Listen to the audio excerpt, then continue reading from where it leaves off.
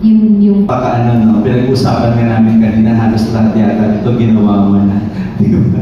Parang ang hirap on your part to do this, di ba? Lalo na baguhan ka. Pero saan ka mas nahirapan or na-challenge yung intimacy mo with Aaron or intimacy mo with Matthew? And particularly sa ang part doon, sa dinamin mo ginawa mo. Intimate scene? Saan ako nahihirapan?